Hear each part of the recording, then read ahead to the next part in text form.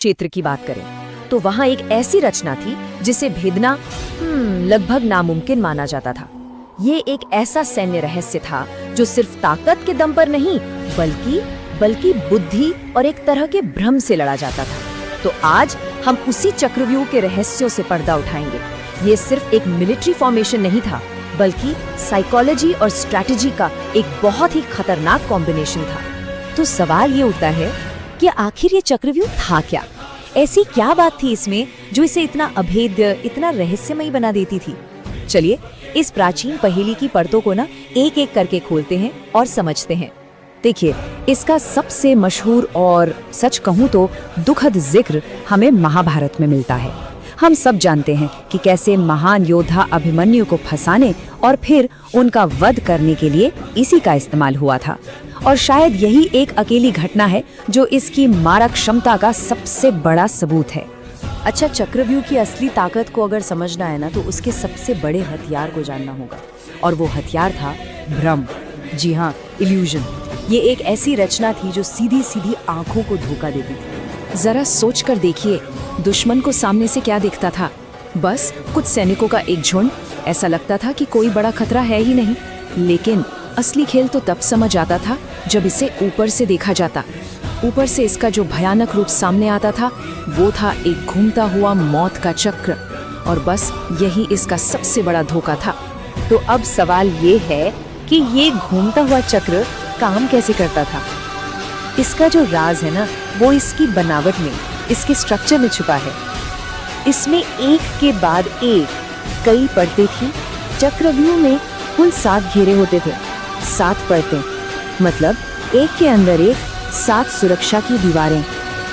सिर्फ ये नंबर ही अपने आप में इसकी कॉम्प्लेक्सिटी को बताने के लिए काफी है।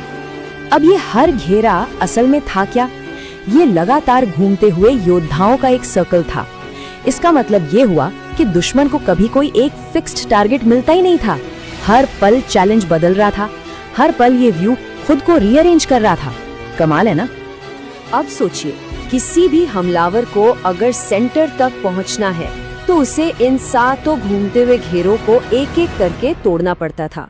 और मजे की बात यह है कि हर एक घेरे को तोड़ना अपने आप में एक पूरी जंग जीतने जैसा था। लेकिन रुकिए, चक्रव्यूह की असली चालाकी सिर्फ इसके स्ट्रक्चर में नहीं थी। असली जीनियस तो इस बात में था कि इसके अंदर योद्धाओं को तैनात कैसे किया जाता था। वो स्ट्रैटेजी लाजवाब थी। इसका जो मेन प्रिंसिपल था वो बहुत ही सिंपल लेकिन उतना ही इफेक्टिव था।